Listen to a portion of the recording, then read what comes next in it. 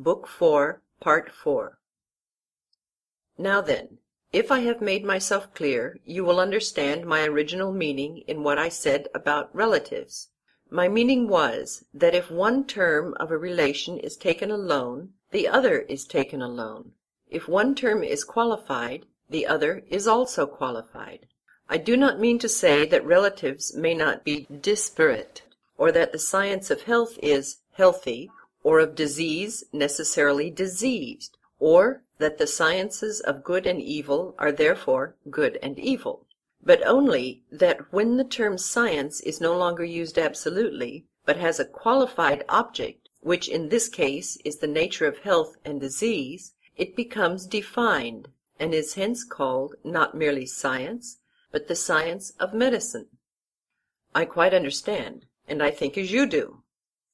Would you not say that thirst is one of these essentially relative terms, having clearly a relation? Yes, thirst is relative to drink, and a certain kind of thirst is relative to a certain kind of drink. But thirst taken alone is neither of much nor little, nor of good nor bad, nor of any particular kind of drink, but of drink only? Certainly. Then the soul of the thirsty one, in so far as he is thirsty, desires only drink. For this he yearns, and tries to obtain it? That is plain. And if you suppose something which pulls a thirsty soul away from drink, that must be different from the thirsty principle, which draws him like a beast to drink. For, as we were saying, the same thing cannot at the same time with the same part of itself act in contrary ways about the same. Impossible. No more than you can say that the hands of the archer push and pull the bow at the same time, but what you say is that one hand pushes and the other pulls. Exactly so, he replied. And might a man be thirsty and yet unwilling to drink? Yes, he said, it constantly happens. And in such a case, what is one to say? Would you not say that there was something in the soul bidding a man to drink, and something else forbidding him, which is other and stronger than the principle which bids him? I should say so. And the forbidding principle is derived from reason, and that which bids and attracts proceeds from passion and disease? Clearly. Then we may fairly assume that they are two, and that they differ from one another. The one with which a man reasons we may call the rational principle of the soul, the other, with which he loves and hungers and thirsts and feels the flutterings of any other desire, may be termed the irrational or appetitive, the ally of sundry pleasures and satisfactions? Yes, he said, we may fairly assume them to be different. Then let us finally determine that there are two principles existing in the soul. And what of passion or spirit? Is it a third or akin to one of the preceding? I should be inclined to say akin to desire. Well, I said, there is a story which I remember to have heard, and in which I put faith. The story is that Leontius, the son of Aglaon, coming up one day from the Piraeus, under the north wall on the outside, observed some dead bodies lying on the ground at the place of execution. He felt a desire to see them, and also a dread and abhorrence of them. For a time he struggled and covered his eyes, but at length the desire got the better of him, and forcing them open, he ran up to the dead bodies, saying, "Look, ye wretches, take your fill of the fair sight." I have heard the story myself, he said. The moral of the tale is that anger at times goes to war with desire, as though they were two distinct things. Yes, that is the meaning, he said. And are there not many other cases in which we observe that when a man's desires violently prevail over his reason, he reviles himself, and is angry at the violence within him, and that in this struggle, which is like the struggle of factions in a state, his spirit is on the side of his reason? But for the passionate or spirited element to take part with the desires, when reason decides that she should not be opposed, is a sort of thing which I believe that you never observed occurring in yourself, nor, as I should imagine, in any one else? Certainly not. Suppose that a man thinks he has done wrong to another. The nobler he is, the less able he is to feel indignant at any suffering, such as hunger or cold, or any other pain which the injured person may inflict upon him. These he deems to be just, and, as I say, his anger refuses to be excited by them. True, he said. But when he thinks that he is the sufferer of the wrong, then he boils and chafes, and is on the side of what he believes to be justice, and because he suffers hunger or cold or other pain, he is only the more determined to persevere and conquer. His noble spirit will not be quelled until he either slays or is slain, or until he hears the voice of the shepherd, that is, reason, bidding his dog bark no more. The illustration is perfect, he replied, and in our state, as we were saying, the auxiliaries were to be dogs, and to hear the voice of the rulers, who are their shepherds. I perceive, I said, that you quite understand me. There is, however, a further point, which I wish you to consider. What point? You remember that passion or spirit appeared at first sight to be a kind of desire. But now we should say quite the contrary, for in the conflict of the soul, spirit is arrayed on the side of the rational principle. Most assuredly.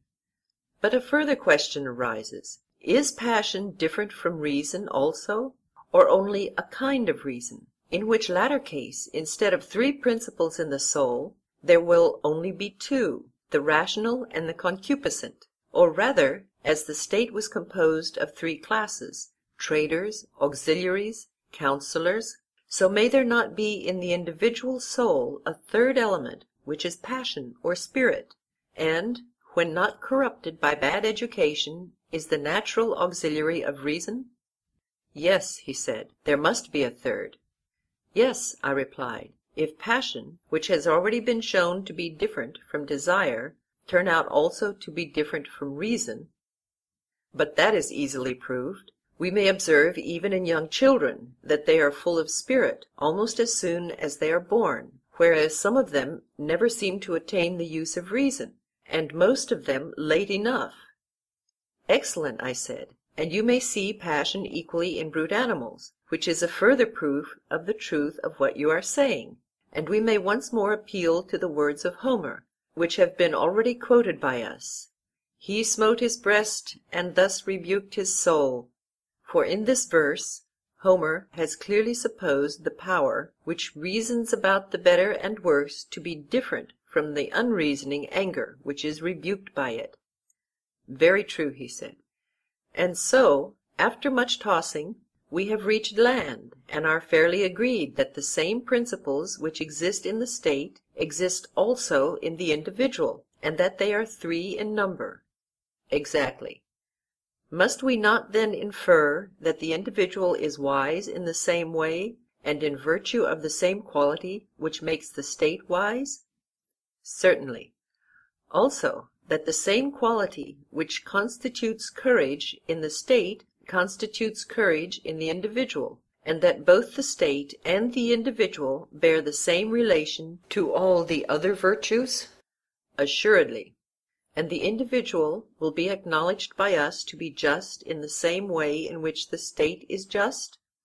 That follows, of course. We cannot but remember that the justice of the state consisted in each of the three classes doing the work of its own class. We are not very likely to have forgotten, he said. We must recollect that the individual, in whom the several qualities of his nature do their own work, will be just, and will do his own work? Yes, he said, we must remember that too.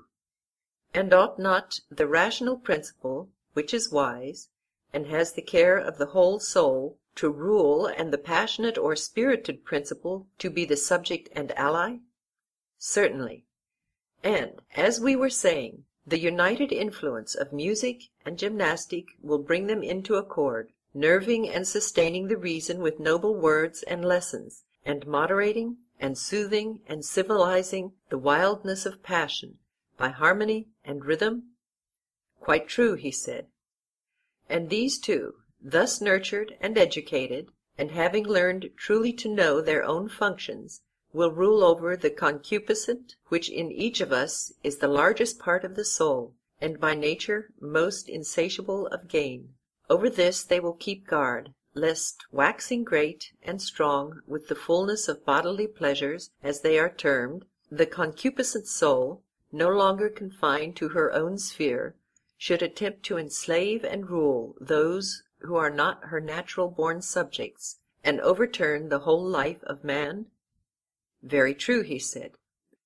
Both together will they not be the best defenders of the whole soul and the whole body against attacks from without, the one counseling and the other fighting under his leader, and courageously executing his commands and counsels?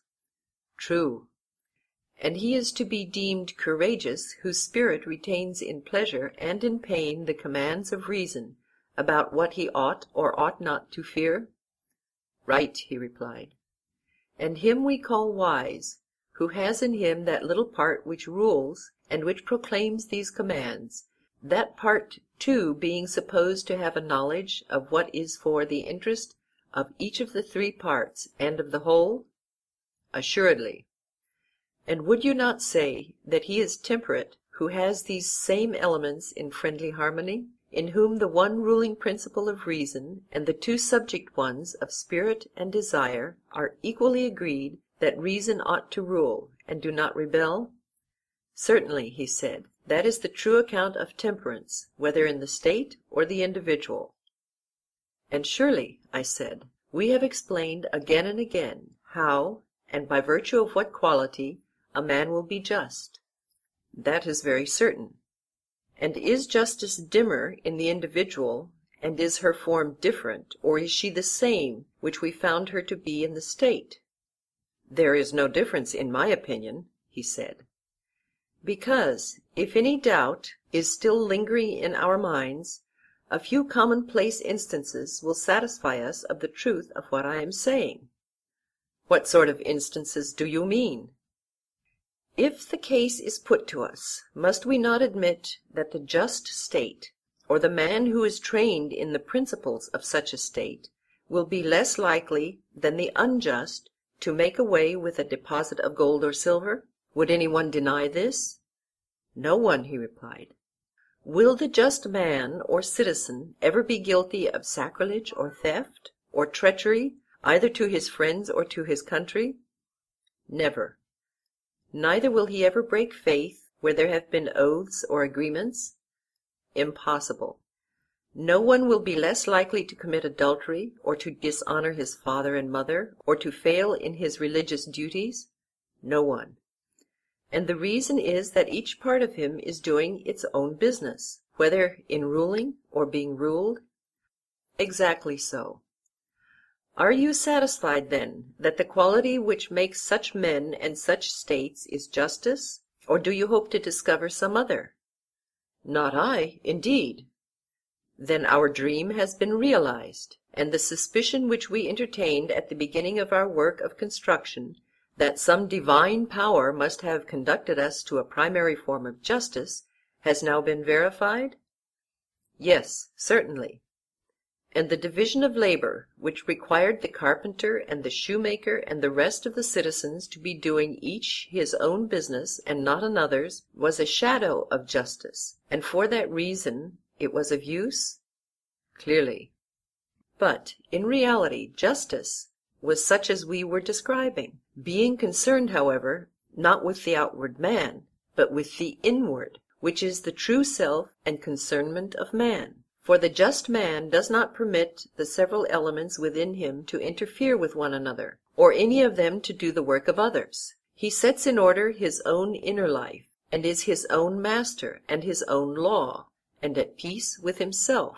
And when he has bound together the three principles within him, which may be compared to the higher, lower, and middle notes of the scale, and the intermediate intervals, when he has bound all these together, and is no longer many, but has become one entirely temperate and perfectly adjusted nature, then he proceeds to act, if he has to act, whether in a matter of property, or in the treatment of the body, or in some affair of politics or private business, always thinking and calling that which preserves and cooperates with this harmonious condition just and good action, and the knowledge which presides over it wisdom, and that which at any time impairs this condition he will call unjust action, and the opinion which presides over it ignorance. You have said the exact truth, Socrates. Very good. And if we were to affirm that we had discovered the just man and the just state, and the nature of justice in each of them, we should not be telling a falsehood? Most certainly not. May we say so, then? Let us say so. And now, I said, injustice has to be considered. Clearly. Must not injustice be a strife which arises among the three principles, a meddlesomeness and interference and rising up of a part of the soul against the whole, an assertion of unlawful authority, which is made by a rebellious subject against a true prince, of whom he is the natural vassal? What is all this confusion and delusion but injustice, and intemperance, and cowardice, and ignorance, and every form of vice? Exactly so. And if the nature of justice and injustice be known, then the meaning of acting unjustly and being unjust, or, again, of acting justly, will also be perfectly clear. What do you mean? He said. Why, I said, they are like disease and health, being in the soul just what disease and health are in the body. How so? He said. Why, I said, that which is healthy causes health, and that which is unhealthy causes disease. Yes. And just actions cause justice, and unjust actions cause injustice. That is certain. And the creation of health is the institution of a natural order, and government of one by another in the parts of the body, and the creation of disease is the production of a state of things at variance with this natural order? True. And is not the creation of justice the institution of a natural order, and government of one by another in the parts of the soul, and the creation of injustice the production of a state of things at variance with the natural order? Exactly so, he said. Then virtue is the health and beauty and well-being of the soul, and vice the disease and weakness and deformity of the same? True. And do not good practices lead to virtue, and evil practices to vice?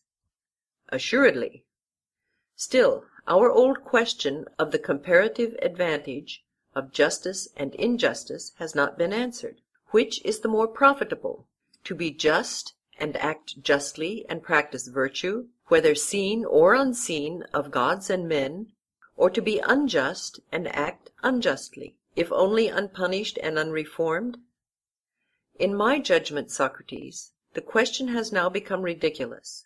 We know that when the bodily constitution is gone, life is no longer endurable. Though pampered with all kinds of meats and drinks, and having all wealth and power, and shall we be told that when the very essence of the vital principle is undermined and corrupted, life is still worth having to a man, if only he be allowed to do whatever he likes, with the single exception that he is not to acquire justice and virtue, or to escape from injustice and vice, assuming them both to be such as we have described?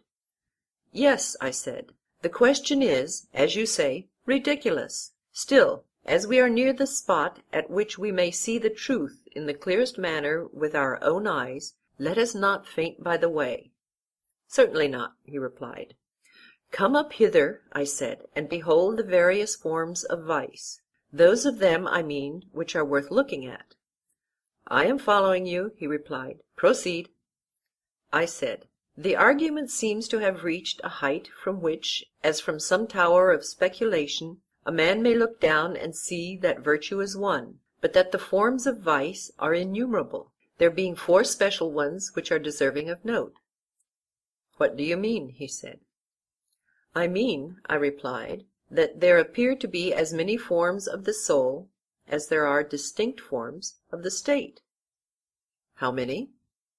There are 5 of the state and 5 of the soul, I said. What are they?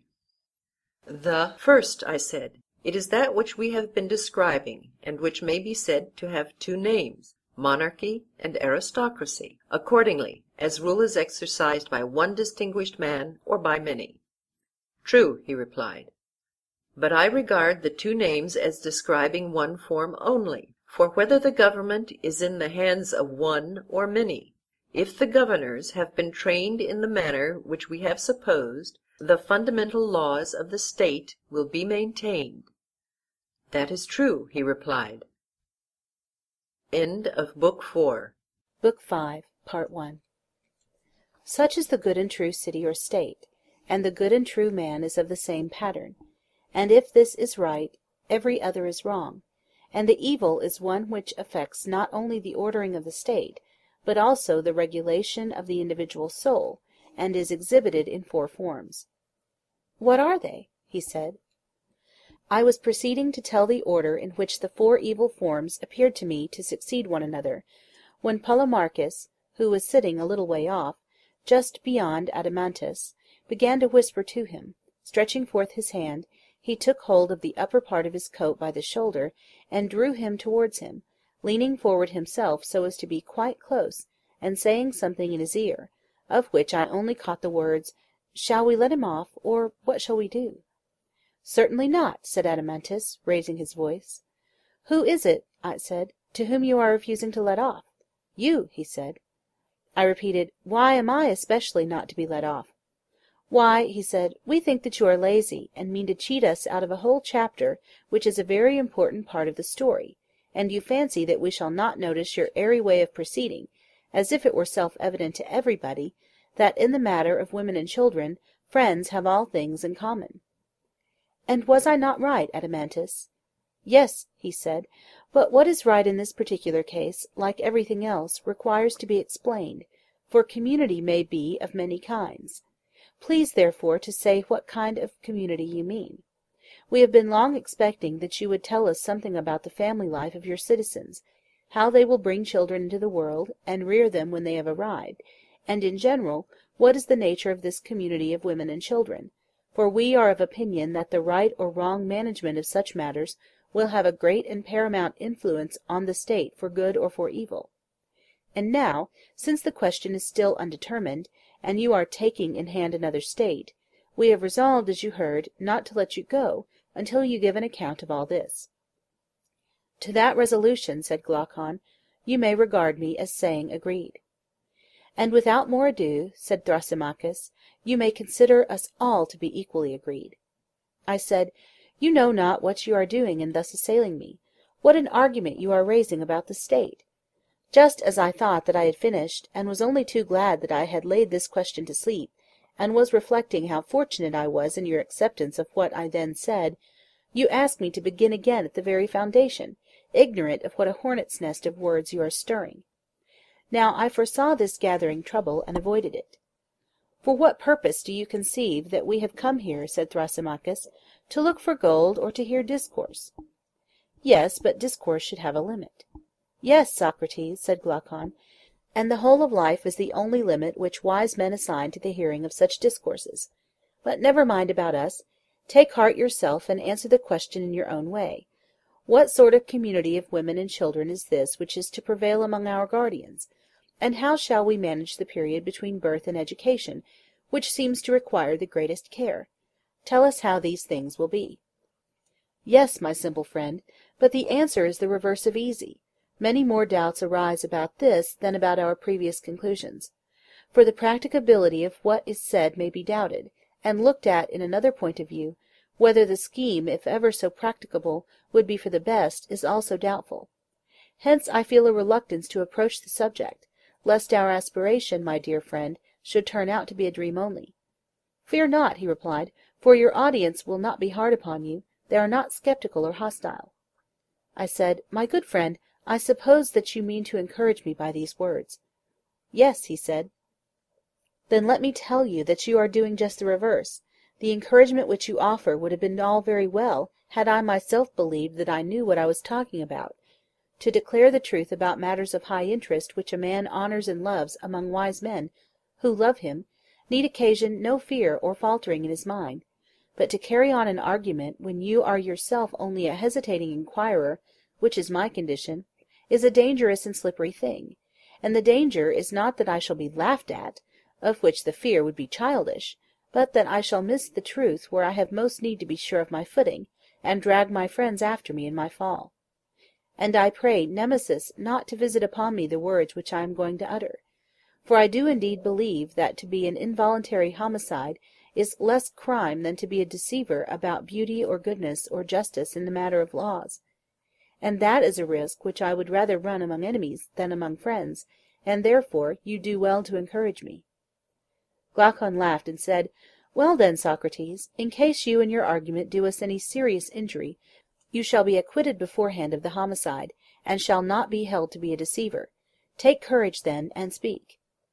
Well, I said, the law says that when a man is acquitted he is free from guilt, and what holds at law may hold an argument. Then why should you mind?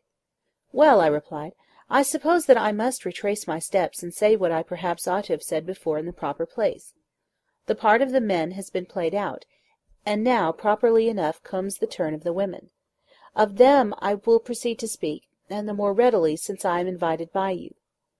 For men born and educated like our citizens, the only way, in my opinion, of arriving at a right conclusion about the possession and use of women and children is to follow the path on which we originally started, when we said that the men were to be the guardians and the watchdogs of the herd. True.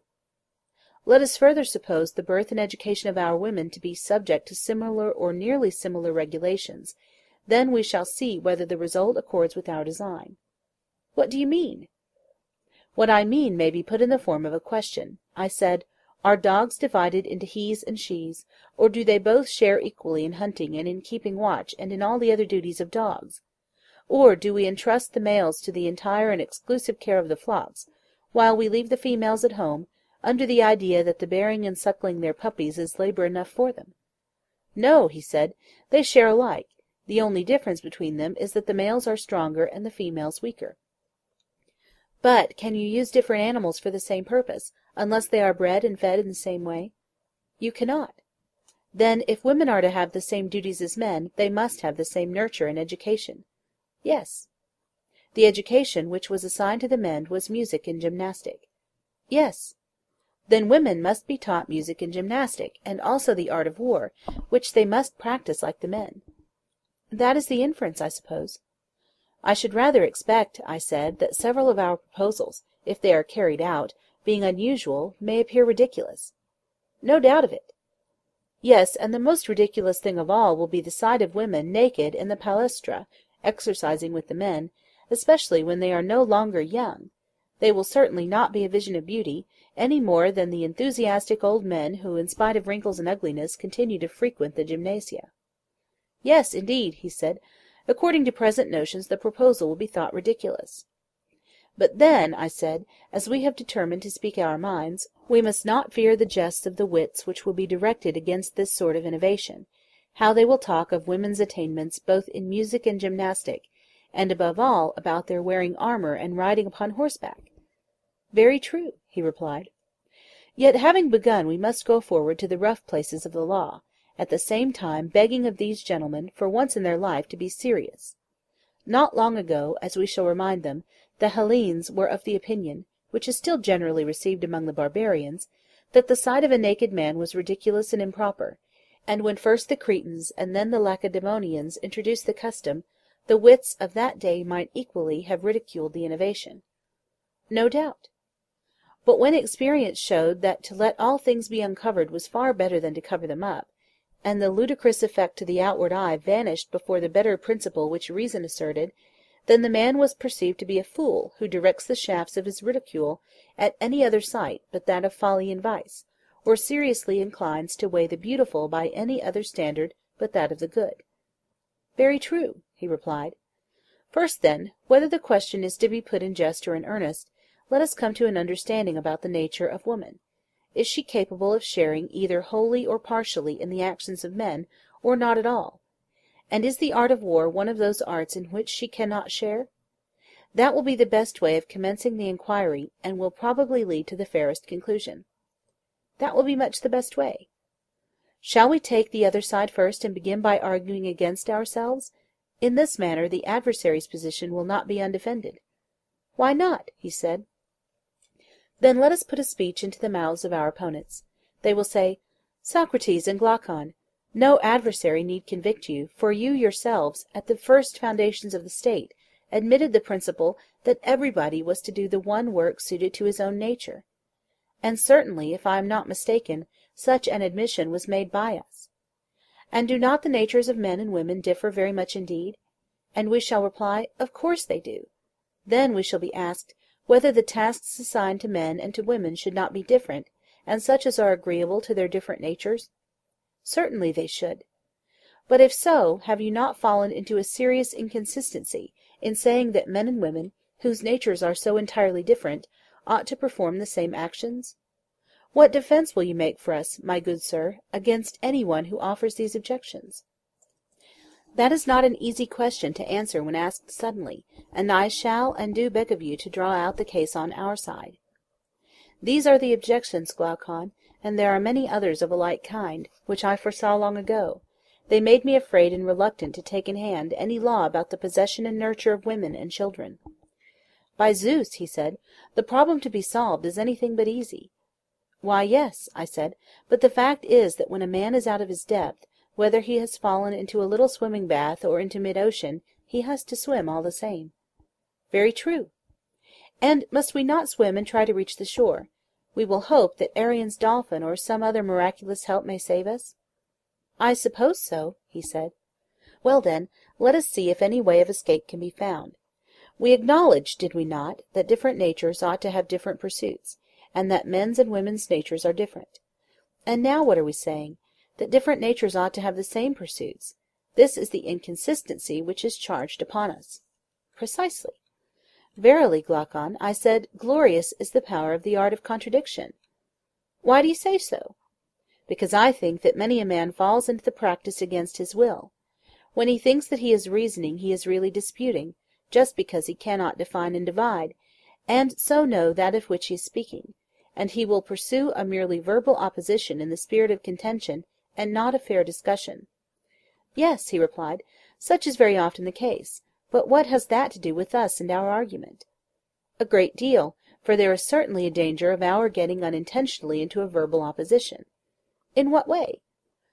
Why, we valiantly and pugnaciously insist upon the verbal truth, that different natures ought to have different pursuits, but we never considered at all what was the meaning of sameness or difference of nature, or why we distinguish them when we assign different pursuits to different natures, and the same to the same natures.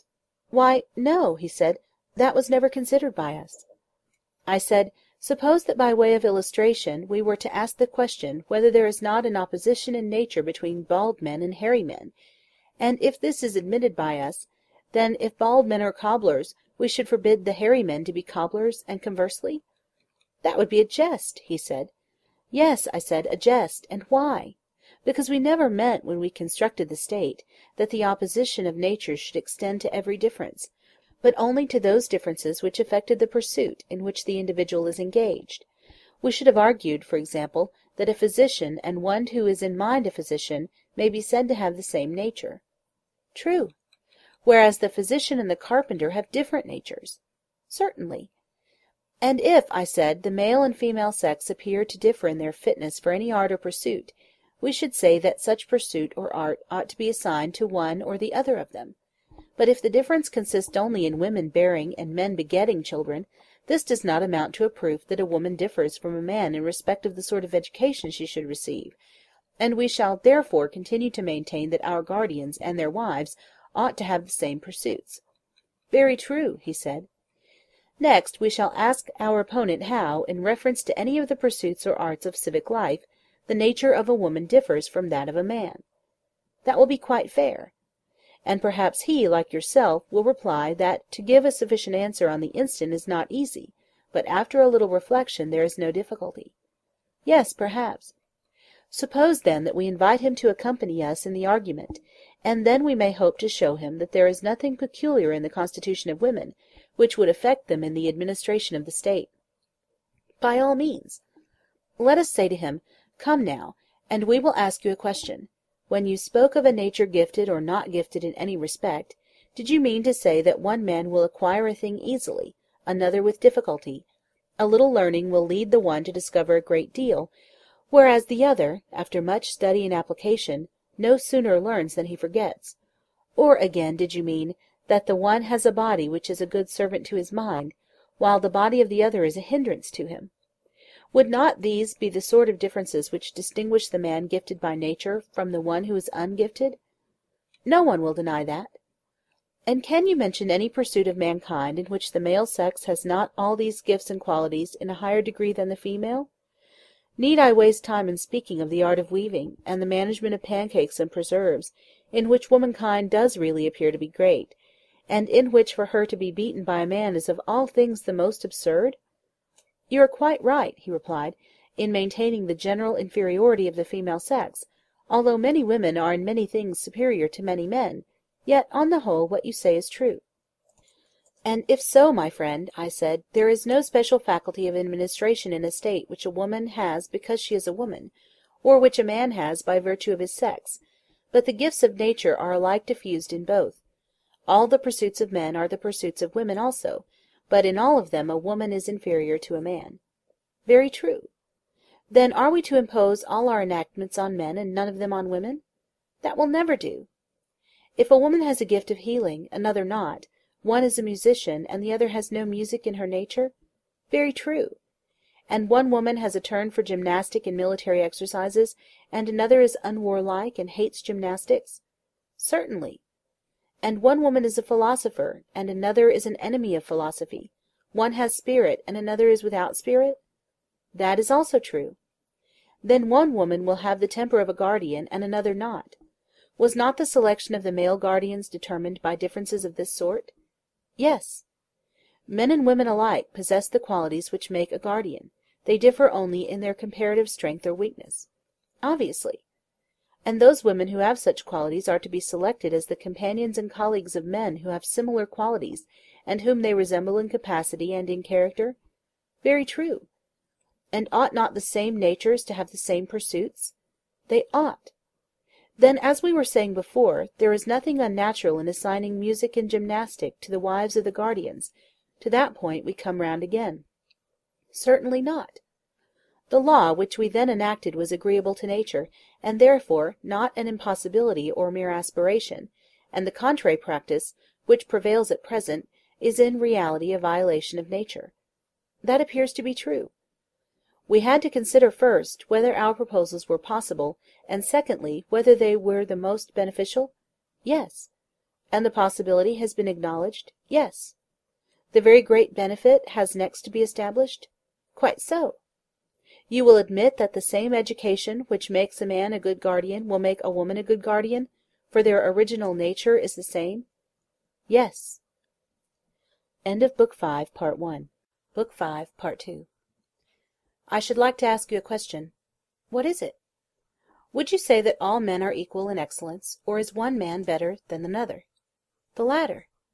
And in the commonwealth which we were founding, do you conceive the guardians who have been brought up in our model system to be more perfect men, or the cobblers whose education has been cobbling? What a ridiculous question! You have answered me. I replied, Well, and may we not further say that our guardians are the best of our citizens? By far the best. And will not their wives be the best women? Yes, by far the best. And can there be anything better for the interests of the state than that the men and women of a state should be as good as possible? There can be nothing better. And this is what the arts of music and gymnastic, when present in such a manner as we have described, will accomplish? Certainly. Then we have made an enactment not only possible, but in the highest degree beneficial to the state? True. Then let the wives of our guardians strip, for their virtue will be their robe, and let them share in the toils of war and the defence of their country. Only in the distribution of labours the lighter are to be assigned to the women, who are the weaker natures, but in other respects their duties are to be the same. And as for the man who laughs at naked women exercising their bodies from the best of motives, in his laughter he is plucking a fruit of unripe wisdom, and he himself is ignorant of what he is laughing at, or what he is about. For that is, and ever will be, the best of sayings, that the useful is the noble, and the hurtful is the base. Very true. Here then is one difficulty in our law about women, which we may say that we have now escaped. The wave has not swallowed us up alive for enacting that the guardians of either sex should have all their pursuits in common. To the utility and also to the possibility of this arrangement, the constancy of the argument with itself bears witness. Yes, that was a mighty wave which you have escaped. Yes, I said, but a greater is coming. You will not think much of this when you see the next. Go on, let me see. The law, I said, which is the sequel of this and of all that has preceded, is to the following effect, that the wives of our guardians are to be common, and their children are to be common, and no parent is to know his own child, nor any child his parent. Yes, he said, that is a much greater wave than the other, and the possibility as well as the utility of such a law are far more questionable. I do not think, I said, that there can be any dispute about the very great utility of having wives and children in common. The possibility is quite another matter, and will be very much disputed. I think that a good many doubts may be raised about both. You imply that the two questions must be combined, I replied. Now I meant that you should admit the utility, and in this way, as I thought, I should escape from one of them, and then there would remain only the possibility. But that little attempt is detected, and therefore you will please to give a defence of both. Well, I said, I submit to my fate. Yet grant me a little favour. Let me feast my mind with a dream as daydreamers are in the habit of feasting themselves when they are walking alone, for before they have discovered any means of effecting their wishes, that is a matter which never troubles them, they would rather not tire themselves by thinking about possibilities, but assuming that what they desire is already granted to them, they proceed with their plan, and delight in detailing what they mean to do when their wishes come true. That is a way which they have of not doing much good to a capacity which was never good for much. Now I myself am beginning to lose heart, and I should like, with your permission, to pass over the question of possibility at present. Assuming, therefore, the possibility of the proposal, I shall now proceed to inquire how the rulers will carry out these arrangements, and I shall demonstrate that our plan, if executed, will be of the greatest benefit to the state and to the guardians.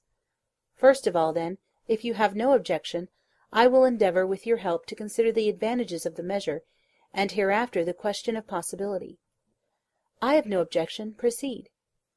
First, I think that if our rulers and their auxiliaries are to be worthy of the name which they bear, there must be willingness to obey in the one, and the power of command in the other.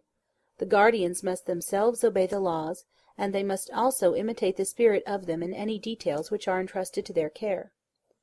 That is right, he said. You, I said, who are their legislator, having selected the men, will now select the women and give them to them. They must be as far as possible of like natures with them, and they must live in common houses and meet at common meals. None of them will have anything specially his or her own. They will be together, and will be brought up together, and will associate at gymnastic exercises. And so they will be drawn by a necessity of their natures to have intercourse with each other. Necessity is not too strong a word, I think? Yes, he said, necessity, not geometrical, but another sort of necessity which lovers know, and which is far more convincing and constraining to the mass of mankind. True, I said, and this, Glaucon, like all the rest, must proceed after an orderly fashion. In a city of the blessed, licentiousness is an unholy thing which the rulers will forbid. Yes, he said, and it ought not to be permitted. Then clearly the next thing will be to make matrimony sacred in the highest degree, and what is most beneficial will be deemed sacred. Exactly. And how can marriages be made most beneficial? That is a question which I put to you, because I see in your house dogs for hunting, and of the nobler sort of birds not a few. Now, I beseech you, do tell me, have you ever attended to their pairing and breeding? In what particulars? Why, in the first place, although they are all of a good sort, are not some better than others? True. And do you breed from them all indifferently, or do you take care to breed only from the best? From the best. And do you take the oldest, or the youngest, or only those of ripe age? I choose only those of ripe age. And if care was not taken in the breeding, your dogs and birds would greatly deteriorate? Certainly. And the same of horses and animals in general? Undoubtedly. Good heavens, my dear friend, I said, what consummate skill will our rulers need if the same principle holds of the human species? Certainly, the same principle holds, but why does this involve any particular skill? Because, I said, our rulers will have often to practice upon the body corporate with medicines. Now, you know that when patients do not require medicines, but have only to be put under a regimen, the inferior sort of practitioner is deemed to be good enough, but when medicine has to be given, then the doctor should be more of a man. That is quite true, he said, but to what are you alluding? I mean, I replied, that our rulers will find a considerable dose of falsehood and deceit necessary for the good of their subjects. We were saying that the use of all these things regarded as medicines might be of advantage. And we were very right. And this lawful use of them seems likely to be often needed in the regulations of marriages and births. How so? Why, I said, the principle has been already laid down that the best of either sex should be united with the best as often, and the inferior with the inferior as seldom as possible, and that they should rear the offspring of the one sort of union, but not of the other, if the flock is to be maintained in first-rate condition.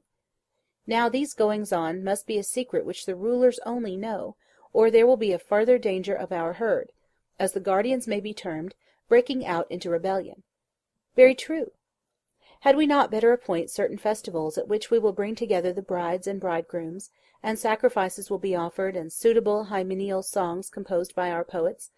The number of weddings is a matter which must be left to the discretion of the rulers, whose aim will be to preserve the average of population. There are many other things which they will have to consider, such as the effects of wars and diseases and any similar agencies, in order as far as this is possible to prevent the state from becoming either too large or too small. Certainly, he replied. We shall have to invent some ingenious kind of lots which the less worthy may draw on each occasion of our bringing them together, and then they will accuse their own ill luck and not the rulers. To be sure, he said. And I think that our braver and better youth, besides their other honours and rewards, might have greater facilities of intercourse with women given them. Their bravery will be a reason, and such fathers ought to have as many sons as possible. True. And the proper officers, whether male or female or both, for offices are to be held by women as well as by men. Yes. The proper officers will take the offspring of the good parents to the pen or fold, and there they will deposit them with certain nurses who dwell in a separate quarter, but the offspring of the inferior, or of the better when they chance to be deformed, will be put away in some mysterious unknown place, as they should be. Yes, he said, that must be done if the breed of the guardians is to be kept pure. They will provide for their nurture, and will bring the mothers to the fold when they are full of milk, taking the greatest possible care that no mother recognizes her own child, and other wet nurses may be engaged if more are required. Care will also be taken that the process of suckling shall not be protracted too long, and the mothers will have no getting up at night or other trouble, but will hand over all this sort of thing to the nurses and attendants. You suppose the wives of our guardians to have a fine, easy time of it when they are having children. Why, said I, and so they ought. Let us, however, proceed with our scheme. We were saying that the parents should be in the prime of life. Very true. And what is the prime of life? May it not be defined as a period of about 20 years in a woman's life and 30 in a man's? Which years do you mean to include? A woman, I said, at 20 years of age may begin to bear children to the state, and continue to bear them until 40. A man may begin at 25, when he has passed the point at which the pulse of life beats quickest, and continue to beget children until he be 55. Certainly, he said, both in men and women those years are the prime of physical as well as of intellectual vigour. Anyone above or below the prescribed ages who takes a part in the public hymeneals shall be said to have done an unholy and unrighteous thing. The child of which he is the father, if he steals it into life, will have been conceived under auspices very unlike the sacrifices and prayers, which at each hymeneal priestesses and priests the whole city will offer, that the new generation may be better and more useful than their good and useful parents, whereas his child will be the offspring of darkness and strange lust. Very true, he replied. And the same law will apply to any one of those within the prescribed age, who forms a connection with any woman in the prime of life, without the sanction of the rulers, for we shall say that he is raising up a bastard to the state, uncertified and unconsecrated. Very true, he replied. This applies, however, only to those who are within the specified age. After that we will allow them to range at will, except that a man may not marry his daughter or his daughter's daughter, or his mother or his mother's mother, and women, on the other hand, are prohibited from marrying their sons or fathers, or son's son or father's father, and so on in either direction. And we grant all this, accompanying the permission with strict orders to prevent any embryo which may come into being from seeing the light, and if any force away to the birth, the parents must understand that the offspring of such an union cannot be maintained, and arrange accordingly. That so, he said, is a reasonable proposition. But how will they know who are fathers and daughters, and so on? They will never know. The way will be this. Dating from the day of the hymeneal, the bridegroom who was then married will call all the male children who are born in the 7th and 10th month afterwards his sons, and the female children his daughters, and they will call him father. And he will call their children his grandchildren, and they will call the elder generation fathers and grandmothers. All who were begotten at the time when their fathers and mothers came together will be called their brothers and sisters, and these, as I was saying, will be forbidden to intermarry. This, however, is not to be understood as an absolute prohibition of the marriage of brothers and sisters. If the lot favours them, and they receive the sanction of the Pythian oracle, the law will allow them. Quite right, he replied. Such is the scheme, Glaucon, according to which the guardians of our state are to have their wives and families in common. And now you would have the argument show that this community is consistent with the rest of our polity, and also that nothing can be better, would you not? Yes, certainly. Shall we try to find a common basis by asking of ourselves what ought to be the chief aim of the legislator in making laws, and in the organization of a state? What is the greatest good, and what is the greatest evil? And then consider whether our previous description has the stamp of the good or of the evil? By all means. Can there be any greater evil than discord and distraction and plurality where unity ought to reign? Or any greater good than the bond of unity? There cannot. And there is unity where there is community of pleasures and pains, where all the citizens are glad or grieved on the same occasions of joy and sorrow? No doubt. Yes, and where there is no common, but only private feeling, a state is disorganized. When you have one half of the world triumphing, and the other half plunged in grief at the same events happening to the city or the citizens? Certainly. Such differences commonly originate in a disagreement about the use of the terms mine and not mine, his and not his. Exactly so. And is not that the best ordered state in which the greatest number of persons apply the terms mine and not mine in the same way to the same thing? Quite true. Or that again which most nearly approaches to the condition of the individual, as in the body, but when a finger of one of us is hurt, the whole frame, drawn towards the soul as a centre and forming one kingdom under the ruling power therein, feels the hurt and sympathizes altogether with the part affected, and we say that the man has a pain in his finger, and that the same expression is used about any other part of the body, which has a sensation of pain at suffering, or of pleasure at the alleviation of suffering. Very true, he replied, and I agree with you that in the best ordered state there is the nearest approach to this common feeling, which you describe. Then when any one of the citizens experiences any good or evil, the whole state will make his case their own, and will either rejoice or sorrow with him?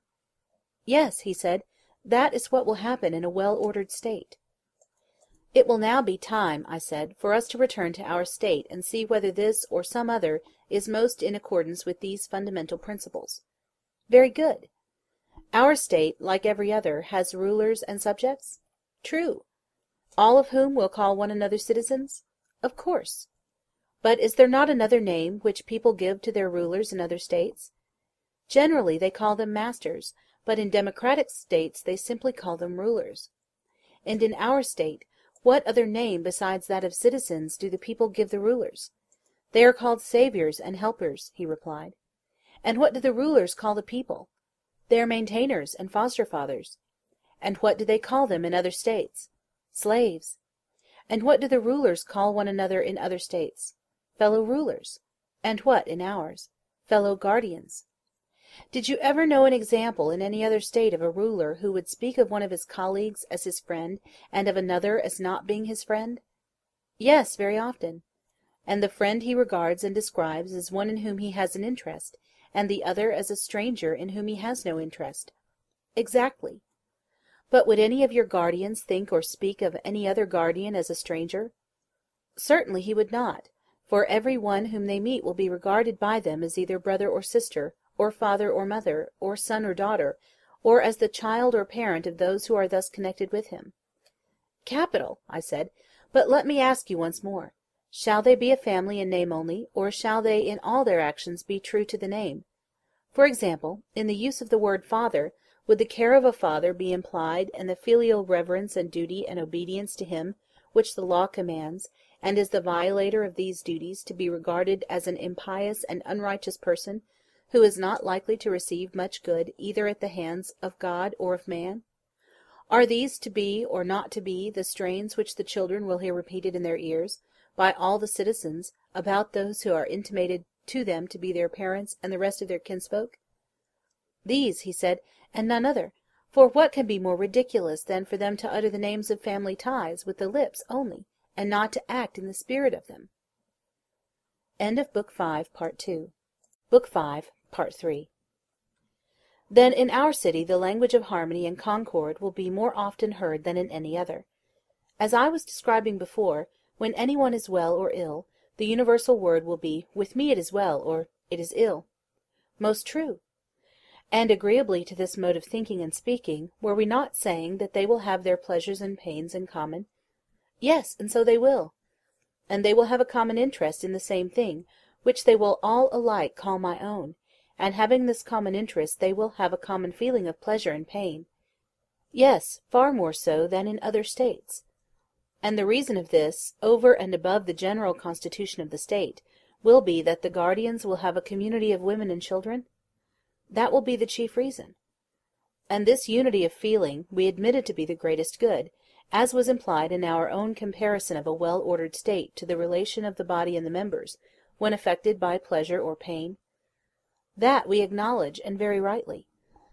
Then the community of wives and children among our citizens is clearly the source of the greatest good to the state? Certainly. And this agrees with the other principle which we were affirming, that the guardians were not to have houses or lands, or any other property. Their pay was to be their food, which they were to receive from the other citizens, and they were to have no private expenses, for we intended them to preserve their true character of guardians. Right, he replied. Both the community of property and the community of families, as I am saying, tend to make them more truly guardians. They will not tear the city in pieces by differing about mine and not mine, each man dragging any acquisition which he has made into a separate house of his own, where he has a separate wife and children and private pleasures and pains, but all will be affected as far as may be by the same pleasures and pains, because they are all of one opinion about what is near and dear to them, and therefore they all tend toward a common end. Certainly, he replied. And as they have nothing but their persons which they can call their own, suits and complaints will have no existence among them. They will be delivered from all those quarrels of which money or children or relations are the occasion. Of course they will. Neither will trials for assault or insult ever be likely to occur among them. For that equals should defend themselves against equals we shall maintain to be honourable and right. We shall make the protection of the person a matter of necessity. That is good, he said. Yes, and there is a further good in the law, viz., that if a man has a quarrel with another, he will satisfy his resentment then and there, and not proceed to more dangerous lengths. Certainly. To the elder shall be assigned the duty of ruling and chastising the younger. Clearly. Nor can there be a doubt that the younger will not strike or do any other violence to an elder, unless the magistrates command him, nor will he slight him in any way. For there are two guardians, shame and fear, mighty to prevent him, shame which makes men refrain from laying hands on those who are to them in the relation of parents, fear that the injured one will be succoured by the others who are his brothers, sons, fathers. That is true, he replied. Then in every way the laws will help the citizens to keep the peace with one another. Yes, there will be no want of peace. And as the guardians will never quarrel among themselves, there will be no danger of the rest of the city being divided, either against them or against one another. None whatever. I hardly like even to mention the little meannesses of which they will be rid, for they are beneath notice. such, for example, as the flattery of the rich by the poor, and all the pains and pangs which men experience in bringing up a family, and in finding money to buy necessaries for their household, borrowing and then repudiating, getting how they can, and giving money into the hands of women and slaves to keep. The many evils of so many kinds which people suffer in this way are mean enough and obvious enough, and not worth speaking of. Yes, he said, a man has no need of eyes in order to perceive that. And from all these evils they will be delivered, and their life will be blessed as the life of Olympic victors, and yet more blessed. How so? The Olympic victor, I said, is deemed happy in receiving part only of the blessedness which is secured to our citizens, who have won a more glorious victory, and have a more complete maintenance at the public cost. For the victory which they have won is the salvation of the whole state, and the crown with which they and their children are crowned is the fullness of all that life needs. They receive rewards from the hands of their country while living, and after death have an honourable burial. Yes, he said, and glorious rewards they are. Do you remember, I said, how in the course of the previous discussion some one who shall be nameless accused us of making our guardians unhappy? They had nothing, and might have possessed all things. To whom we replied that, if an occasion offered, we might perhaps hereafter consider this question, but that, as at present advised, we would make our guardians truly guardians, and that we were fashioning the state with a view to the greatest happiness, not of any particular class, but of the whole. Yes, I remember. And what do you say, now that the life of our protectors is made out to be far better and nobler than that of Olympic victors? Is the life of shoemakers, or any other artisans, or of husbandmen, to be compared with it? Certainly not. At the same time I ought here to repeat what I have said elsewhere, that if any of our guardians shall try to be happy in such a manner that he will cease to be a guardian, and is not content with this safe and harmonious life, which in our judgment is of all lives the best, but infatuated by some youthful conceit of happiness which gets up into his head, shall seek to appropriate the whole state to himself, then he will have to learn how wisely Hesiod spoke, when he said, "Half is more than the whole." If he were to consult me, I should say to him, "Stay where you are," when you have the offer of such a life. You agree, then, I said, that men and women are to have a common way of life such as we have described, common education, common children, and they are to watch over the citizens in common, whether abiding in the city or going out to war.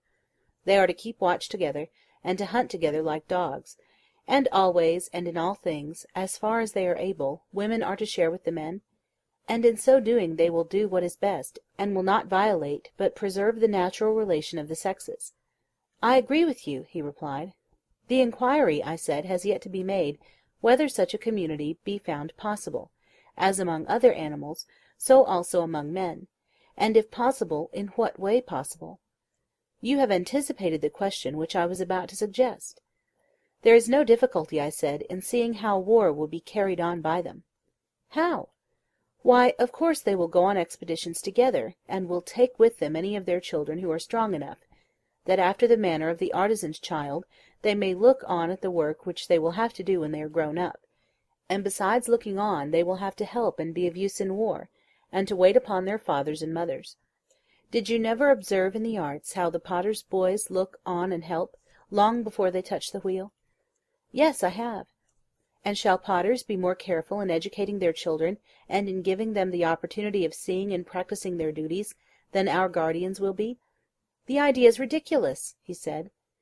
There is also the effect on the parents, with whom, as with other animals, the presence of their young ones will be the greatest incentive to valour.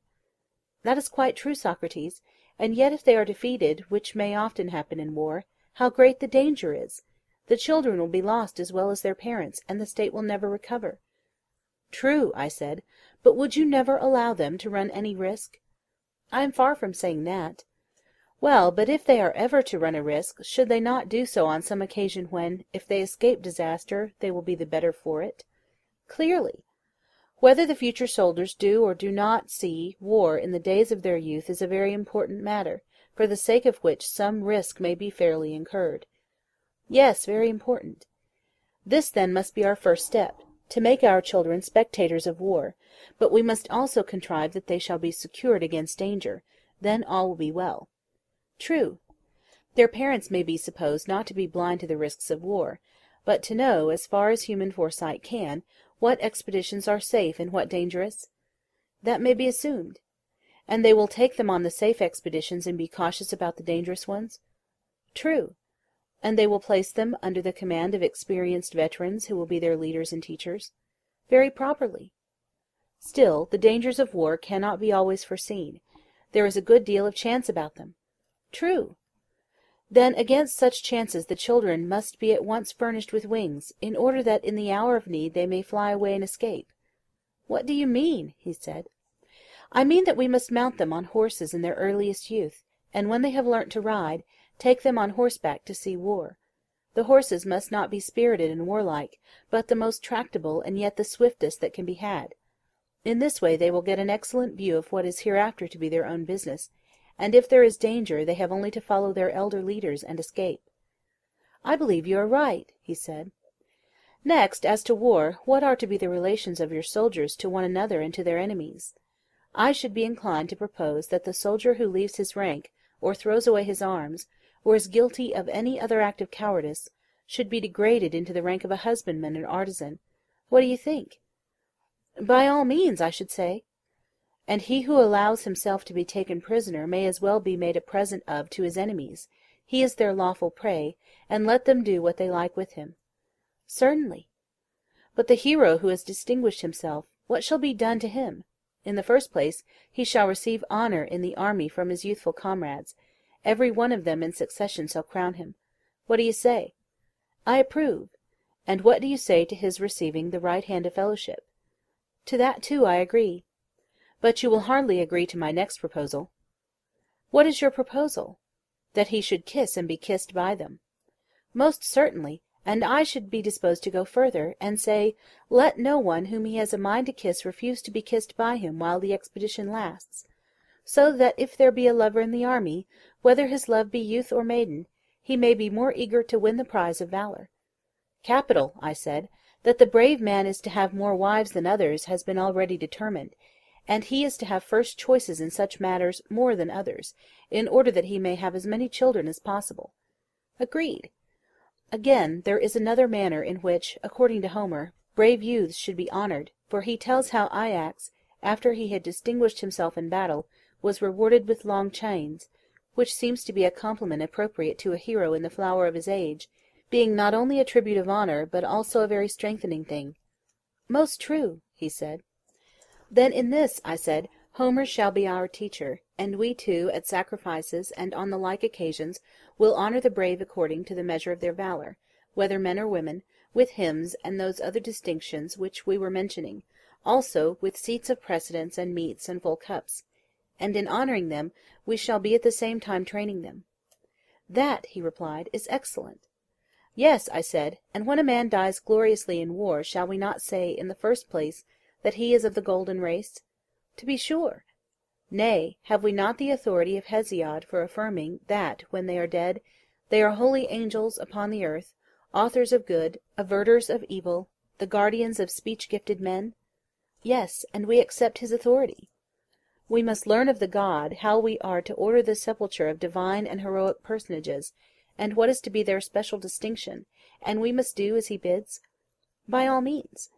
And in ages to come we will reverence them and kneel before their sepulchres as at the graves of heroes. And not only they, but any who are deemed preeminently good, whether they die from age or in any other way, shall be admitted to the same honours. That is very right, he said. Next, how shall our soldiers treat their enemies? What about this? In what respect do you mean? First of all, in regard to slavery. Do you think it right that Hellenes should enslave Hellenic states, or allow others to enslave them, if they can help?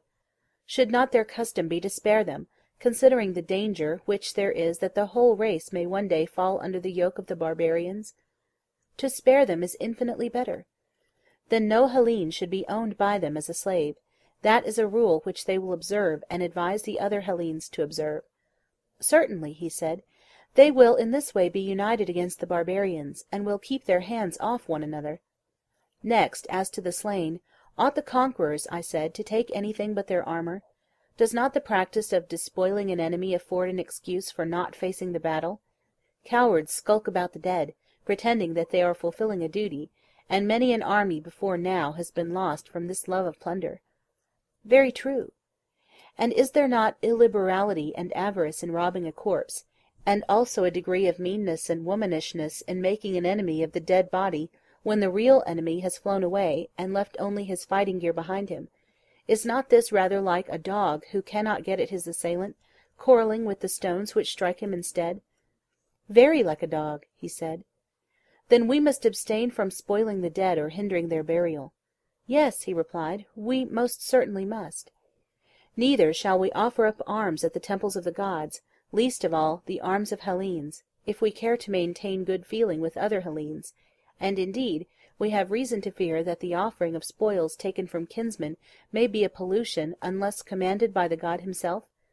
Very true. Again, as to the devastation of Hellenic territory, or the burning of houses, what is to be the practice? May I have the pleasure, he said, of hearing your opinion? Both should be forbidden, in my judgment. I would take the annual produce and no more. Shall I tell you why? Pray do. Why, you see, there is a difference in the names discord and war, and I imagine that there is also a difference in their natures. The one is expressive of what is internal and domestic, the other of what is external and foreign, and the first of the two is termed discord, and only the second war. That is a very proper distinction, he replied. And may I not observe with equal propriety that the Hellenic race is all united together by ties of blood and friendship, and alien and strange to the barbarians? Very good, he said. And therefore, when Hellenes fight with barbarians, and barbarians with Hellenes, they will be described by us as being at war when they fight, and by nature enemies, and this kind of antagonism should be called war. But when Hellenes fight with one another, we shall say that Hellas is then in a state of disorder and discord, they being by nature friends, and such enmity is to be called discord. I agree. Consider then, I said, when that which we have acknowledged to be discord occurs, and a city is divided, if both parties destroy the lands and burn the houses of one another, how wicked does the strife appear! No true lover of his country would bring himself to tear in pieces his own nurse and mother. There might be reason in the conqueror depriving the conquered of their harvest, but still they would have the idea of peace in their hearts, and would not mean to go on fighting forever. Yes, he said, that is a better temper than the other.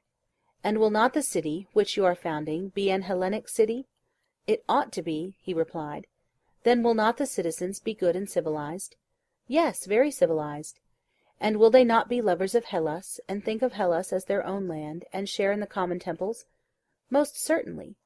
And any difference which arises among them will be regarded by them as discord only, a quarrel among friends, which is not to be called a war? Certainly not.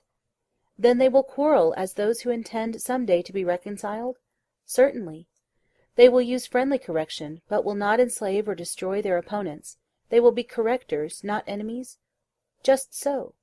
And as they are Hellenes themselves, they will not devastate Hellas, nor will they burn houses, nor ever suppose that the whole population of a city, men, women, and children, are equally their enemies, for they know that the guilt of war is always confined to a few persons, and that the many are their friends. And for all these reasons they will be unwilling to waste their lands and raze their houses. Their enmity to them will only last until the many innocent sufferers have compelled the guilty few to give satisfaction? I agree, he said, that our citizens should thus deal with their Hellenic enemies, and with barbarians as the Hellenes now deal with one another. Then let us enact this law also for our guardians, that they are neither to devastate the lands of Hellenes, nor to burn their houses. Agreed, and we may agree also in thinking that these, like all our previous enactments, are very good.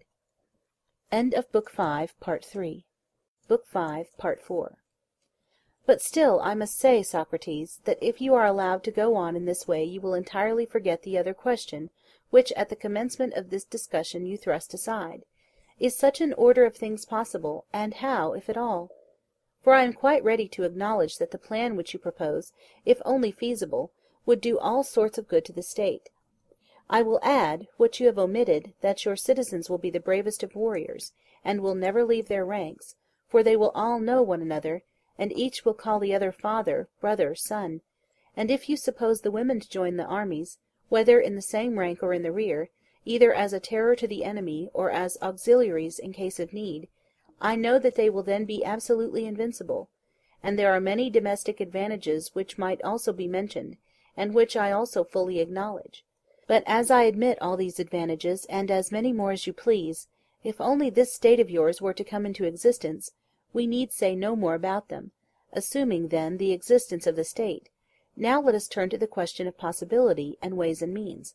The rest may be left. If I loiter for a moment, you instantly make a raid upon me, I said, and have no mercy.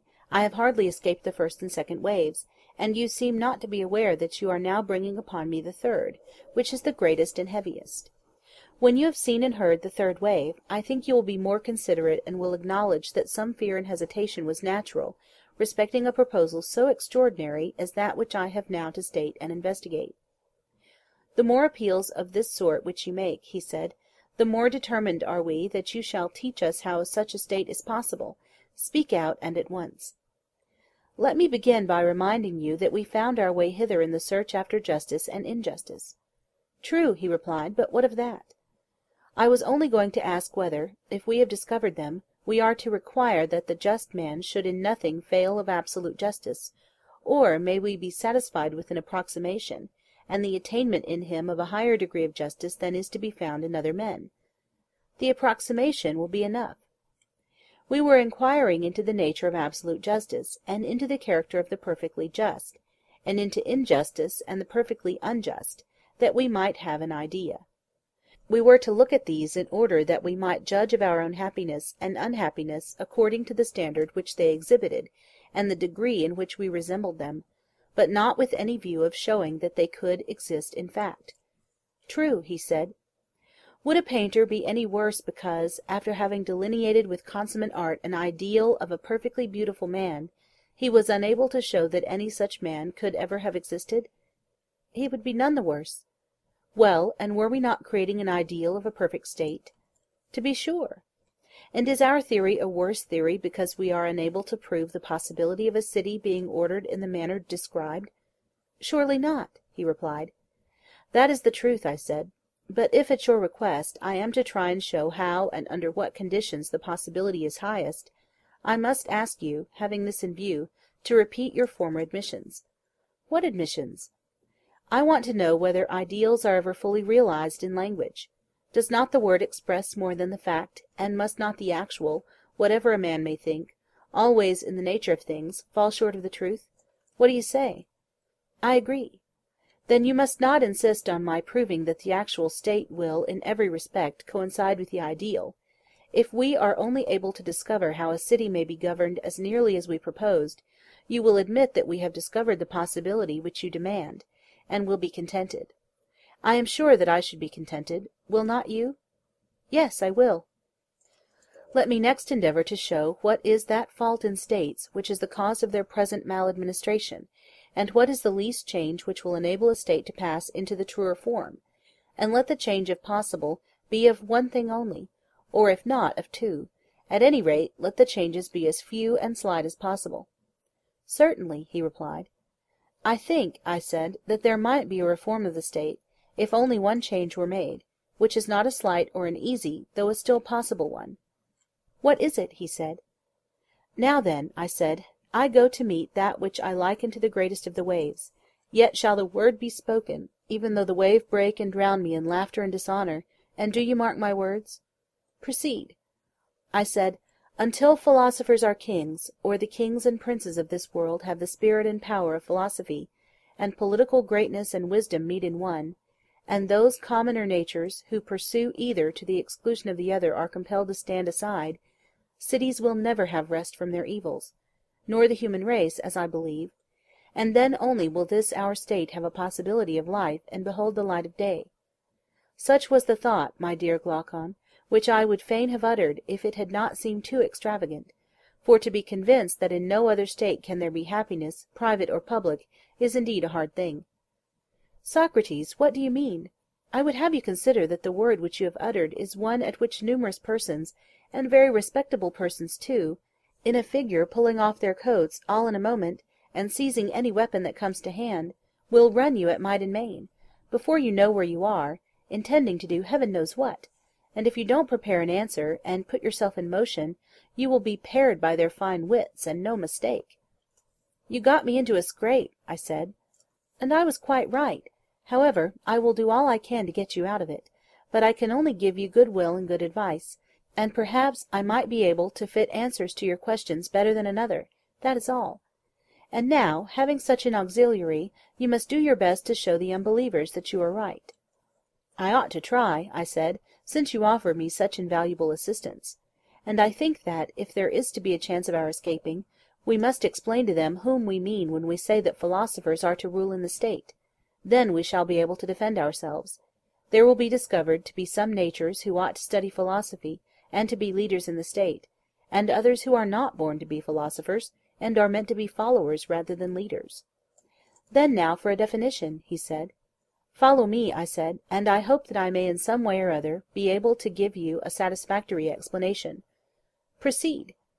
"I dare say that you remember, and therefore I need not remind you, that a lover, if he is worthy of the name, ought to show his love, not to some one part of that which he loves, but to the whole." "I really do not understand, and therefore beg of you to assist my memory." "Another person," I said, "might fairly reply as you do, but a man of pleasure like yourself ought to know that all who are in the flower of youth do somehow or other raise a pang or emotion in a lover's breast, and are thought by him to be worthy of his affectionate regards. Is not this a way which you have with the fair? One has a snub nose, and you praise his charming face.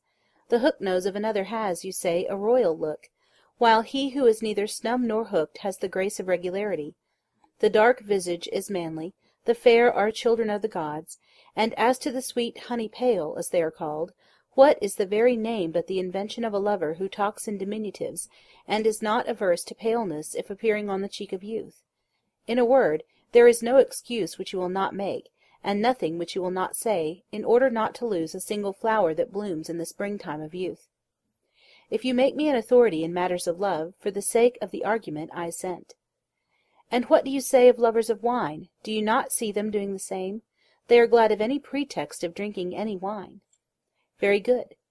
And the same is true of ambitious men. If they cannot command an army, they are willing to command a file, and if they cannot be honoured by really great and important persons, they are glad to be honoured by lesser and mean people, but honour of some kind they must have.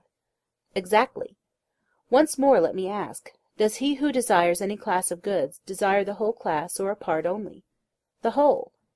And may we not say of the philosopher that he is a lover, not of a part of wisdom only, but of the whole? Yes, of the whole. And he who dislikes learning, especially in youth, when he has no power of judging what is good and what is not, such an one we maintain not to be a philosopher or lover of knowledge, just as he who refuses his food is not hungry, and may be said to have a bad appetite, and not a good one? Very true, he said. Whereas he who has a taste for every sort of knowledge, and who is curious to learn, and is never satisfied, may be justly termed a philosopher. Am I not right? Glaucon said, If curiosity makes a philosopher, you will find many a strange being will have a title to the name. All the lovers of sights have a delight in learning, and must therefore be included. Musical amateurs, too, are folk strangely out of place among philosophers, for they are the last persons in the world who would come to anything like a philosophical discussion, if they could help, while they run about at the Dionysiac festivals as if they had let out their ears to hear every chorus. Whether the performance is in town or country, that makes no difference, there they are. Now, are we to maintain that all these, and any who have similar tastes, as well as the professors of quite minor arts, are philosophers? Certainly not, I replied. They are only an imitation. He said, Who then are the true philosophers? Those, I said, who are lovers of the vision of truth. That is also good, he said, but I should like to know what you mean. To another, I replied, I might have a difficulty in explaining, but I am sure that you will admit a proposition which I am about to make. What is the proposition? That since beauty is the opposite of ugliness, they are two. Certainly, and inasmuch as they are two, each of them is one. True again. And of just and unjust, good and evil, and of every other class, the same remark holds. Taken singly, each one of them is one, but from the various combinations of them with actions and things, and with one another, they are seen in all sorts of lights, and appear many? Very true. And this is the distinction which I draw between the sight-loving, art-loving, practical class and those of whom I am speaking, and who are alone worthy of the name of philosophers. How do you distinguish them? He said. The lovers of sounds and sights, I replied, are, as I conceive, fond of fine tones and colours, and forms, and all the artificial products that are made out of them. But their mind is incapable of seeing or loving absolute beauty. True, he replied. Few are they who are able to attain to the sight of this. Very true. And he who, having a sense of beautiful things, has no sense of absolute beauty, or who, if another lead him to a knowledge of that beauty, is unable to follow, of such an one, I ask, is he awake, or in a dream only? Reflect, is not the dreamer, sleeping or waking, one who likens dissimilar things, who puts the copy in the place of the real object? I should certainly say that such an one was dreaming. But take the case of the other, who recognizes the existence of absolute beauty, and is able to distinguish the idea from the objects which participate in the idea, neither putting the objects in the place of the idea, nor the idea in place of the objects. Is he a dreamer, or is he awake? He is wide awake. And may we not say that the mind of the one who has the knowledge, and that the mind of the other, who opines only, has opinion? Certainly. But suppose that the latter should quarrel with us and dispute our statement, can we administer any soothing cordial or advice to him, without revealing to him that there is sad disorder in his wits? We must certainly offer him some good advice, he replied. Come then, and let us think of something to say to him. Shall we begin by assuring him that he is welcome to any knowledge which he may have, and that we are rejoiced at his having it? But we should like to ask him a question. Does he who has knowledge know something or nothing? You must answer for him. I answer that he knows something. Something that is or is not. Something that is, for how can that which is not ever be known? And are we assured, after looking at the matter from many points of view, that absolute being is or may be absolutely known, but that the utterly non-existent is utterly unknown? Nothing can be more certain. Good. But if there be anything which is of such a nature as to be and not to be, that will have a place intermediate between pure being and the absolute negation of being? Yes, between them. And, as knowledge corresponded to being and ignorance of necessity to not being, for that intermediate between being and not being, there has to be discovered a corresponding intermediate between ignorance and knowledge, if there be such? Certainly. Do we admit the existence of opinion? Undoubtedly. As being the same with knowledge, or another faculty? Another faculty. Then opinion and knowledge have to do with different kinds of matter corresponding to this difference of faculties? Yes. And knowledge is relative to being and knows being? But before I proceed further I will make a division. What division? I will begin by placing faculties in a class by themselves. They are powers in us and in all other things, by which we do as we do. Sight and hearing, for example, I should call faculties. Have I clearly explained the class which I mean? Yes, I quite understand. Then let me tell you my view about them. I do not see them, and therefore the distinctions of figure, colour, and the like, which enable me to discern the difference of some things, do not apply to them. In speaking of a faculty, I think only of its sphere and its result, and that which has the same sphere and the same result I call the same faculty, but that which has another sphere and another result I call different. Would that be your way of speaking? Yes. And will you be so very good as to answer one more question? Would you say that knowledge is a faculty, or in what class would you place it? Certainly knowledge is a faculty, and the mightiest of all faculties. And is opinion also a faculty? Certainly, he said, for opinion is that with which we are able to form an opinion. And yet you were acknowledging a little while ago that knowledge is not the same as opinion? Why, yes, he said. How can any reasonable being ever identify that which is infallible with that which errs? An excellent answer, proving, I said, that we are quite conscious of a distinction between them. Yes. Then knowledge and opinion, having distinct powers, have also distinct spheres or subject matters? That is certain. Being is the sphere or subject matter of knowledge, and knowledge is to know the nature of being. Yes. And opinion is to have an opinion? Yes. And do we know what we opine? Or is the subject matter of opinion the same as the subject matter of knowledge? Nay, he replied, that has been already disproven. If difference in faculty implies difference in the sphere or subject matter, And if, as we are saying, opinion and knowledge are distinct faculties, then the sphere of knowledge and of opinion cannot be the same. Then if being is the subject matter of knowledge, something else must be the subject matter of opinion? Yes, something else. Well then, is not being the subject matter of opinion? Or rather, how can there be an opinion at all about not being? Reflect. When a man has an opinion, has he not an opinion about something? Can he have an opinion which is an opinion about nothing? Impossible. He who has an opinion about some one thing? Yes.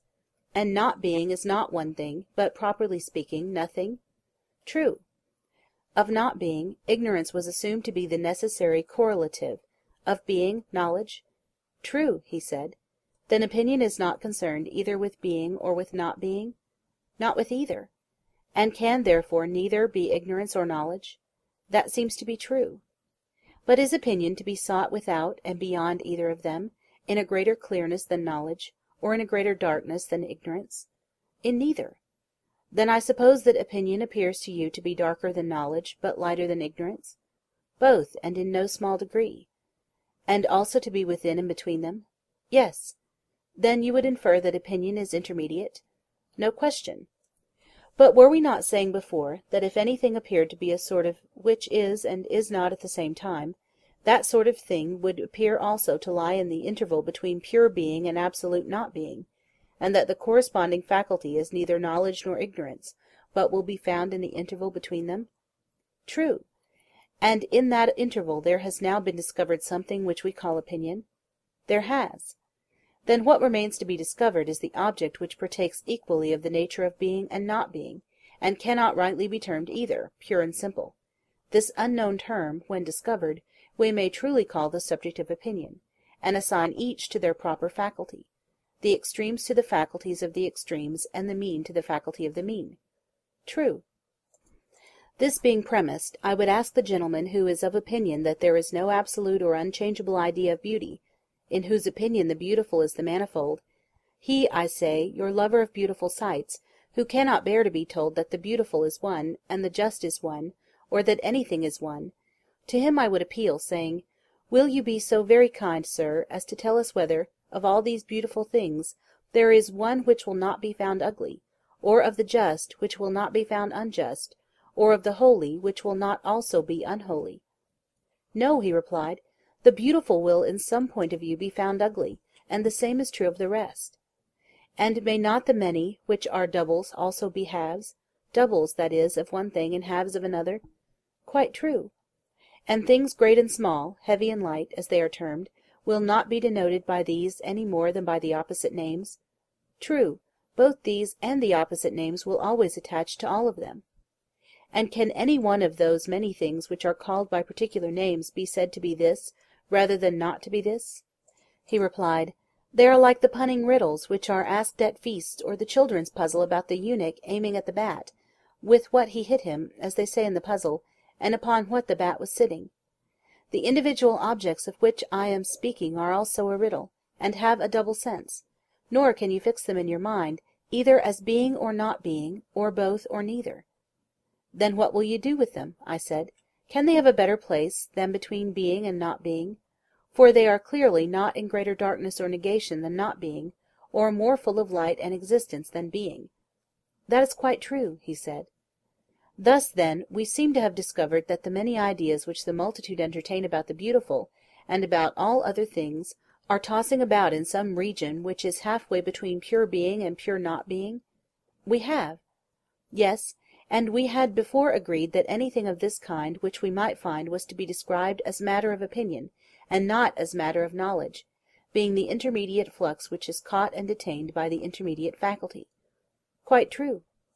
Then those who see the many beautiful, and who yet neither see absolute beauty, nor can follow any guide who points the way thither, who see the many just, and not absolute justice, and the like, such persons may be said to have opinion, but not knowledge? That is certain. But those who see the absolute, and eternal, and immutable, may be said to know, and not to have opinion only? Neither can that be denied. The one love and embrace the subjects of knowledge, the other those of opinion. The latter are the same, as I dare say you will remember, who listened to sweet sounds and gazed upon fair colours, but would not tolerate the existence of absolute beauty. Yes, I remember.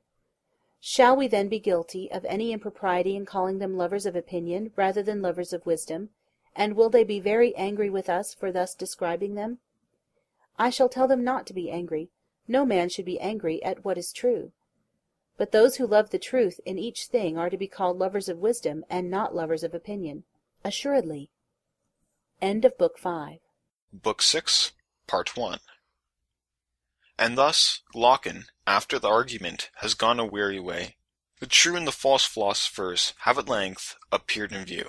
I do not think, he said, that the way could have been shortened.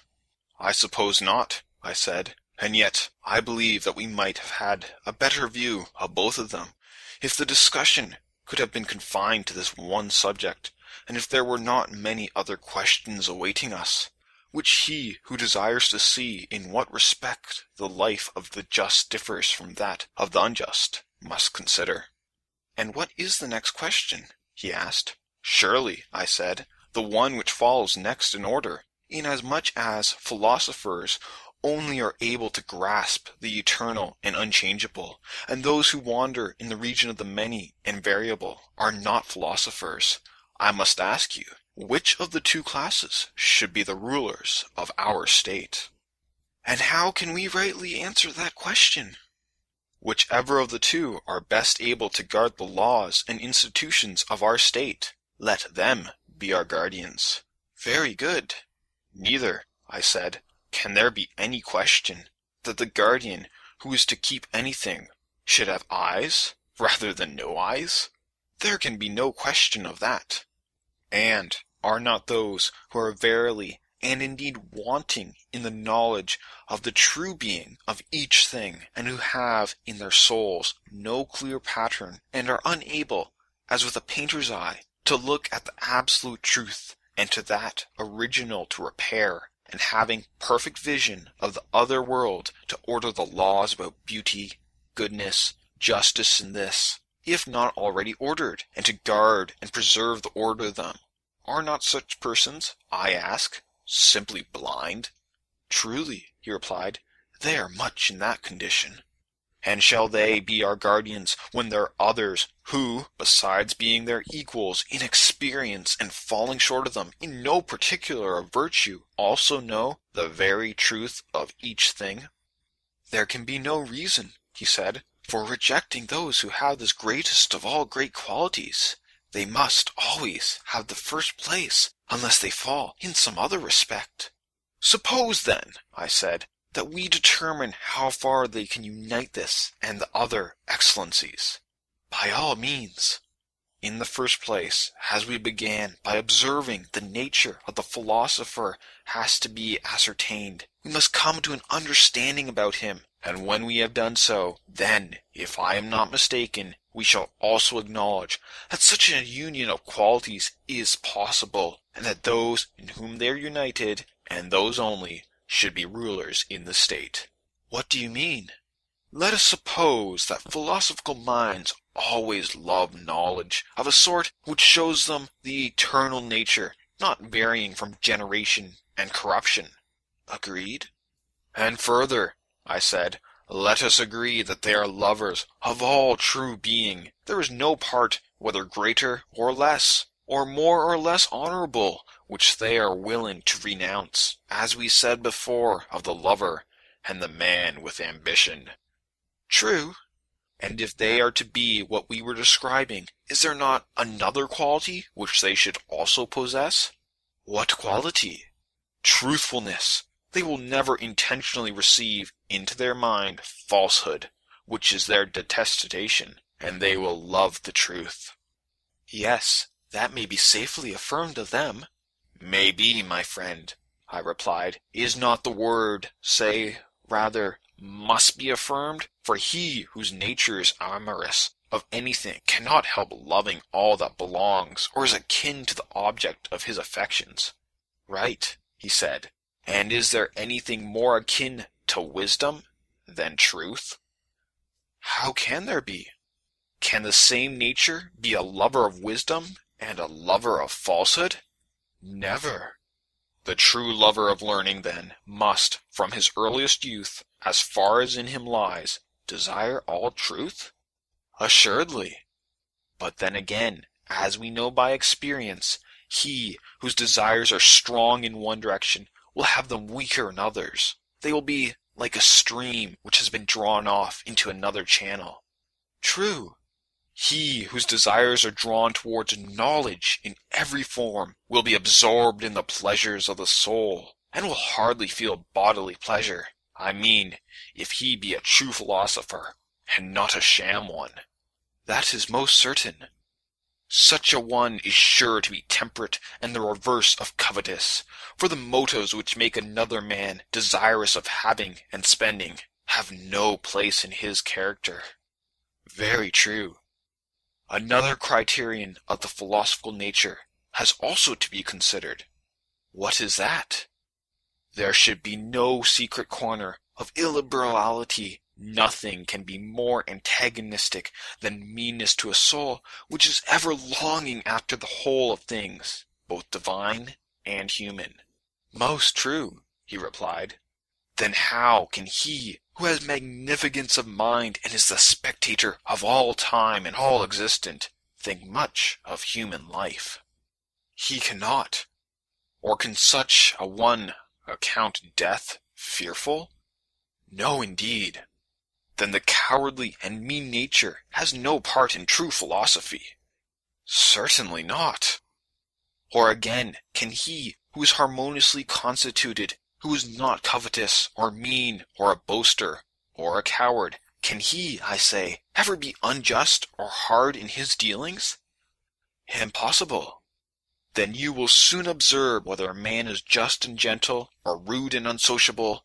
These are the signs which distinguish even in youth the philosophical nature from the unphilosophical. True. There is another point which should be remarked. What point? Whether he has or has not a pleasure in learning, for no one will love that which gives him pain, and in which, after much toil, he makes little progress. Certainly not. And again, if he is forgetful, and retains nothing of what he learns, will he not be an empty vessel? That is certain. Laboring in vain, he must end in hating himself and his fruitless occupation. Yes. Then a soul which forgets cannot be ranked among genuine philosophical natures. We must insist that the philosopher should have a good memory. Certainly. And once more, the inharmonious and unseemly nature can only tend to disproportion. Undoubtedly. And do you consider truth to be akin to proportion or to disproportion? To proportion. Then besides other qualities, we must try to find a naturally well-proportioned and gracious mind, which will move spontaneously towards the true being of everything. Certainly.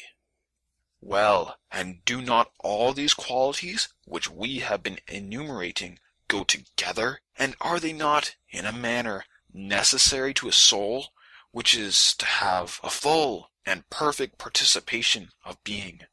They are absolutely necessary, he replied.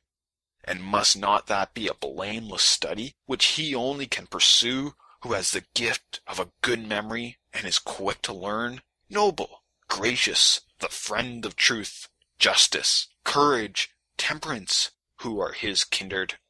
The god of jealousy himself, he said, could find no fault with such a study. And to men like him, I said, when perfected by years and education, and to these only you will entrust the state. Here Adeimantus interposed and said, To these statements, Socrates, no one can offer a reply. But when you talk in this way, a strange feeling passes over the minds of your hearers. They fancy that they are led astray a little at each step in the argument, owing to their own want of skill in asking and answering questions. These little accumulate, and at the end of the discussion, they are found to have sustained a mighty overthrow, and all their former notions appear to be have turned upside down, and, as unskilful players of draughts are at last shut up by their more skilful adversaries, and have no peace to move, so they too find themselves shut up at last, for they have nothing to say in this new game of which words are counters, and yet all the time they are in the right. The observation is suggested to me by what is now occurring. For any one of us might say that although in words he is not able to meet you at each step of the argument, he seems, as a fact, that the votaries of philosophy, when they carry on the study, not only in youth as a part of education, but as the pursuit of their mature years, most of them become strange monsters, not to say utter rogues, and that those who may be considered the best of them are made useless to the world by the very study which you extol. Well, and do you think that those who say so are wrong? I cannot tell, he replied, but I should like to know what is your opinion. Hear my answer. I am of opinion that they are quite right. Then how can you be justified in saying that cities will not cease from evil until philosophers rule in them, when philosophers are acknowledged by us to be of no use to them? You ask a question, I said, to which a reply can only be given in a parable. Yes, Socrates, and that is a way of speaking to which you are not at all accustomed, I suppose. I perceive, I said, that you are vastly amused at having plunged me into such a hopeless discussion.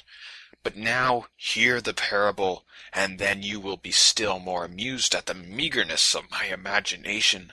For the manner in which the best men are treated in their own states is so grievous that no single thing on earth is comparable to it, and therefore, if I am to plead their cause, I must have recourse to fiction, and put together a figure made up of many things, like the fabulous unions of goats and stags, which are found in pictures. Imagine then a fleet, or a ship, in which there is a captain who is taller and stronger than any of the crew. But he is a little deaf, and has a similar infirmity in sight, and his knowledge of navigation is not much better. The sailors are quarreling with one another about the steering. Everyone is of opinion that he has a right to steer, though he has never learned the art of navigation, and cannot tell who taught him or when he learned, and will further assert that it cannot be taught, and they are ready to cut in pieces anyone who says the contrary.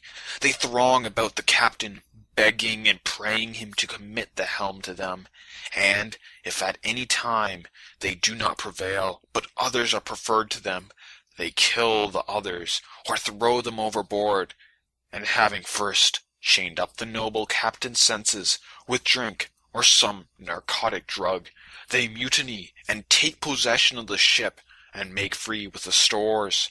Thus, eating and drinking, they proceed on their voyage in such a manner as might be expected of them. He who is the partisan and cleverly aids them in their plot for getting the ship out of the captain's hands into their own, whether by force or persuasion, they compliment with the name of sailor, pilot, able seaman, and abuse the other sort of man, whom they call a good-for-nothing.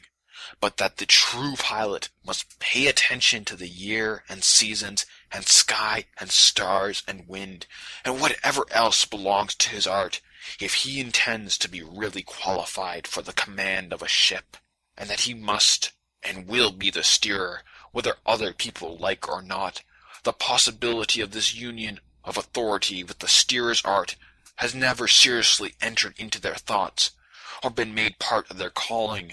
Now, in vessels which are in a state of mutiny, and by sailors who are mutineers, how will the true pilot be regarded? Will he not be called by them a prater, a stargazer, a good-for-nothing? Of course, said Idiomatus. Then you will hardly need, I said, to hear the interpretation of the figure which describes the true philosopher in his relation to the state, for you understand it already. Certainly. Then suppose you now take this parable to the gentleman who is surprised at finding that philosophers have no honor in their cities. Explain it to him, and try to convince him that their having honor would be far more extraordinary. I will.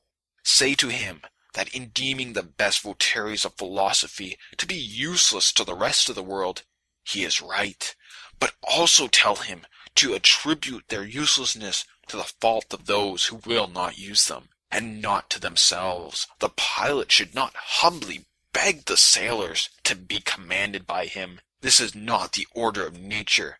Neither are the wise to go to the doors of the rich, and the ingenious author of this saying told a lie. But the truth is that when a man is ill, whether he be rich or poor, to the physician he must go, and he who wants to be governed to him who is able to govern. The ruler who is good for anything ought not to beg his subjects to be ruled by him. Although the present governors of mankind are of a different stamp, they may be justly compared to the mutinous sailors, and the true helmsmen to those who are called by them good-for-nothings and star-gazers. Precisely so, he said. For these reasons, and among men like these, philosophy, the noblest pursuit of all, is not likely to be much esteemed by those of the opposite faction. Not that the greatest and most lasting injuries done to her by her opponents, but by her own professing followers, the same of whom you suppose the accuser to say that the greatest number of them are errant rogues, and the best are useless, in which opinion I agreed. Yes, and the reason why the good are useless has now been explained? True. End of Book 6, Part 1.